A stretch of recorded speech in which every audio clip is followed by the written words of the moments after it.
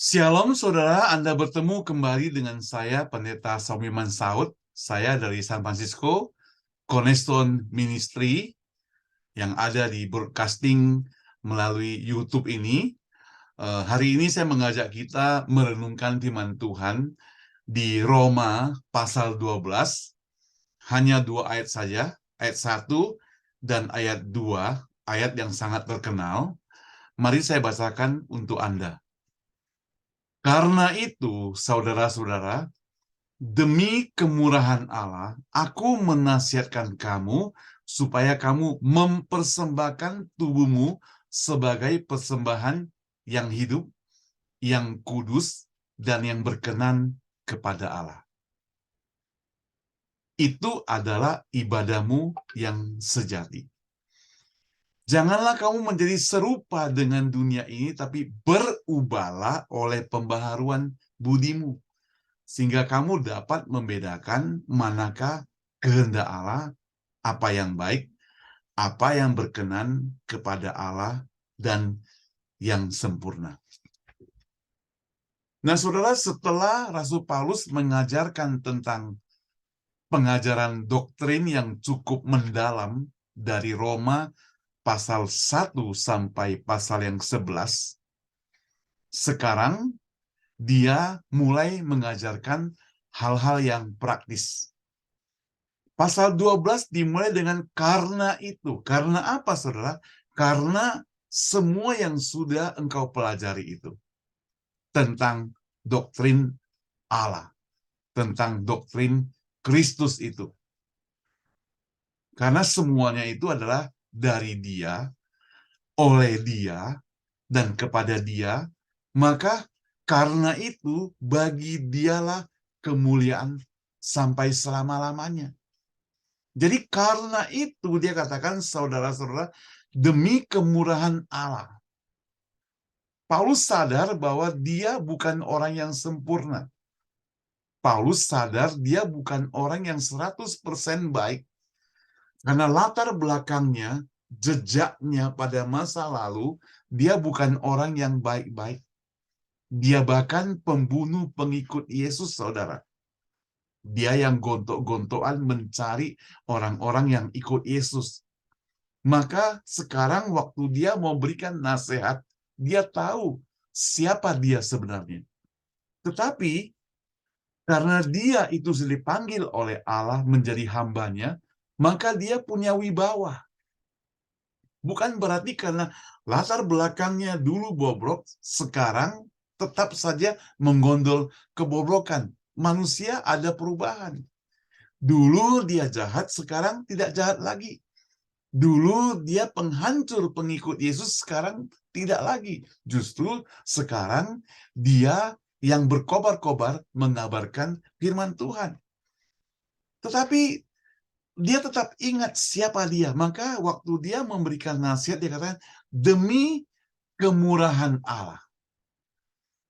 Dia hanya pakai kemurahan Allah.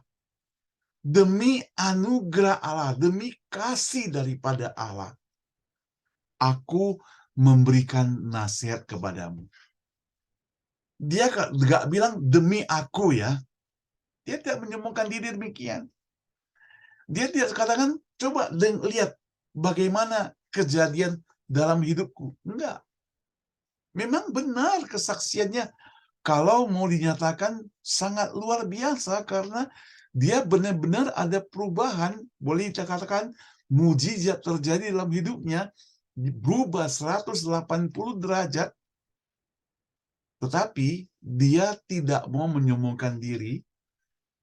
Dia katakan, demi kemurahan Allah, aku menasihatkan kamu. Apa nasihatnya, saudara? Saudara, kita tahu bahwa Allah begitu mengasihi kita.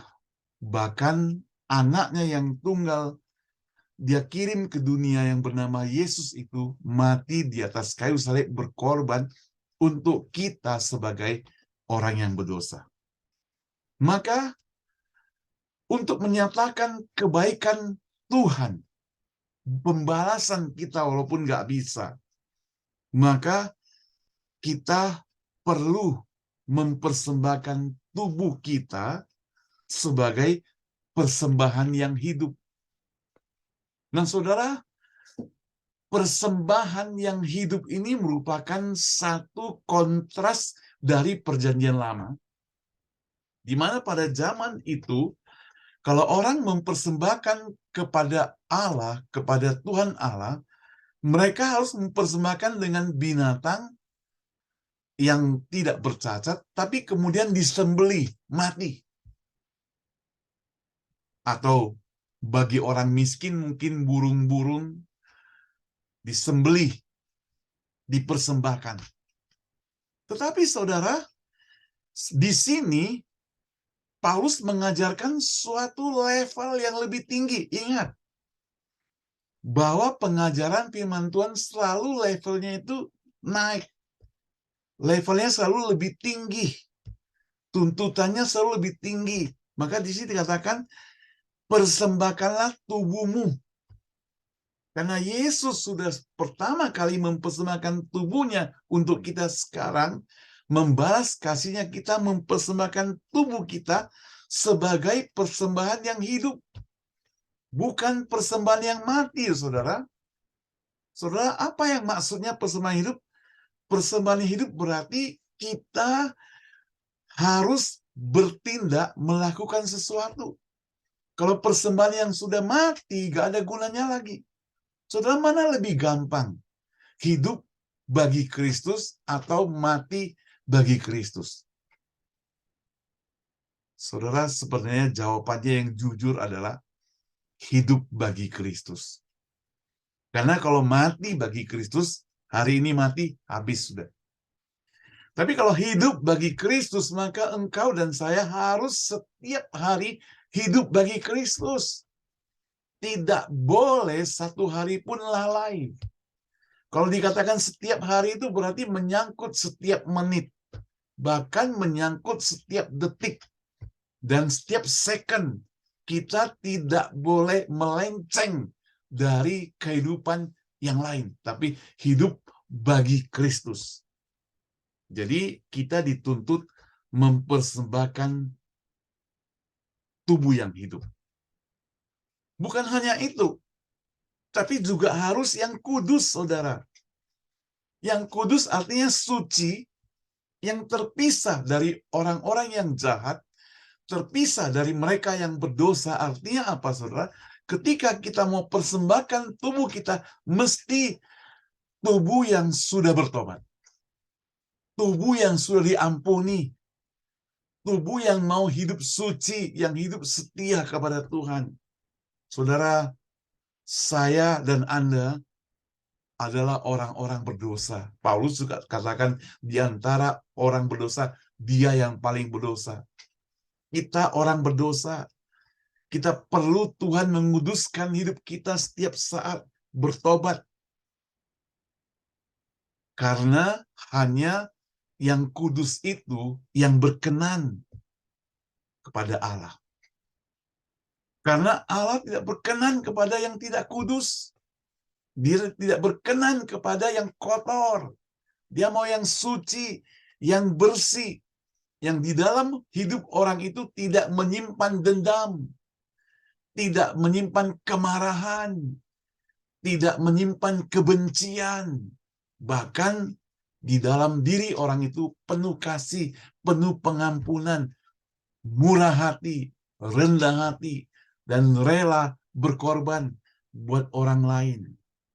Itulah ibadah yang sejati. Jadi jangan sembarang ngomong tentang ibadah, saudara. Saudara, kita mau menyembah kepada Tuhan Allah yang sungguh-sungguh, perlu dengan mempersembahkan hidup kita, kemudian yang kudus, dan yang berkenan. Dengan demikian, ketika kita masuk dalam hadirat Tuhan, hidup kita sudah harus dibersihkan terlebih dahulu. Saudara, kalau dalam doa saudara masih berpikir untuk merusak kehidupan orang, maka sia-sia doa kita. Kalau di dalam doa kita itu masih menyimpan dendam, maka sia-sia karena kita belum hidup kudus, saudara. Di sini katakan, ibadahmu yang sejati itu adalah harus kudus, bersih, berkenan di hadapan Tuhan. Itulah yang merupakan ibadah yang sejati. Saudara, ibadah itu bisa pura-pura, saudara. Orang yang nyanyi juga bisa pura-pura memuji Tuhan. Yang penting suaranya. Saudara, memuji Tuhan juga bisa dengan kepura-puraan. Ada orang yang bernyanyi komersial, benar dia nyanyi lagu rohani, tapi supaya apa? Supaya kasetnya laku, supaya CD-nya laku, dia dapat uang. Jadi dia melayani Tuhan, fokusnya bukan lagi sungguh-sungguh melayani Tuhan. Mungkin kemarin mabuk-mabukkan, kemarin dari naik klub, besoknya nyanyi memuji Tuhan. Bisa jadi. Tapi Tuhan tidak mau seperti demikian. Tuhan mau kita kudus, yang bersih. Apalagi dikatakan berkenan di hadapan Allah. Ini yang paling penting. Berkenan. Saudara, kalau kita datang kepada orang lain, kepada bos atau orang tua kita, kalau dia tidak mau pedulikan kita, bahkan wajahnya pun dipinggirkan begini, kita sedih. Karena dia tidak berkenan menyambut kita. Saudara, saya sangat salut dengan cerita tentang anak hilang. Bapak itu diibaratkan sebagai Allah yang sedang menanti anaknya pulang. Dia lepaskan tangannya lebar-lebar, dia buka lebar-lebar, dia menanti anaknya pulang, dia menyambut, lihat dari jauh, dia perhatikan terus-menerus, dia peluk anak itu, dia sambut dengan penuh sukacita. Saudara, saya rindu kalau suatu hari kita bertemu dengan Tuhan, kita demikian. Kalau sampai Tuhan buang muka, saudara, aduh, kita sedih. Bukan hanya sedih, kita terancam, saudara. Itu sebabnya, saudara, maka tuntutan yang diajarkan oleh Rasul Paulus harus kudus, suci, bersih, berkenan di hadapan Tuhan. Ayat kedua mencatat, janganlah kamu menjadi serupa dengan dunia ini. Artinya jangan kita sama dengan dunia. Dunia menawarkan ini, kesenangan seperti ini yang di dunia ini, kemuliaan, pangkat, kehebatan yang dunia ajarkan di dunia ini, jangan kita andalkan itu. Tapi andalkan apa yang diajarkan Tuhan. Maka dalam bahasa Inggris dikatakan, do not conform. Do not inform. Apa? Tidak boleh serupa. Tidak boleh sama dengan dunia ini. Dunia mengajarkan bahwa kekayaan mendatangkan sukacita, bisa menikmati makan yang enak, foya-foya dan sebagainya. Tapi firman Tuhan mengajarkan tidak demikian. Kekayaan yang engkau miliki itu adalah berkat Tuhan. Semakin engkau kaya, semakin engkau memiliki tanggung jawab yang besar di hadapan Tuhan. Karena kekayaan itu hanya merupakan titipan. Dan titipan itu mesti dipertanggungjawab kepada sang penitip. Namanya juga titipan. Maka tidak ada hak sepenuhnya, walaupun kenyataannya kita yang mencari. Tapi di belakang itu Tuhan Allah bekerja dalam hidup kita. Kita harus sadar itu. Maka kalau serupa dengan dunia, maka pikiran kita pikiran yang dunia. Pikiran kita hanya menyenangkan diri sendiri. Boleh, saudara. Kita sudah kerja setengah mati. Senin sampai Sabtu, bahkan Minggu kita sudah kerja. Ada waktu libur, kita boleh istirahat. Menikmati berkat Tuhan, boleh. Tapi bukan untuk berfoya-foya, saudara. Karena yang lebih itu mesti milik orang lain. Karena itu merupakan titipan. Kalaupun saudara simpan, saudara tidak akan bawa kemana-mana. Makan juga kita sepiring. Minum juga kita mungkin berapa liter. Rumah juga hanya perlu satu tempat tidur kita tidur. Mobil juga perlu hanya satu.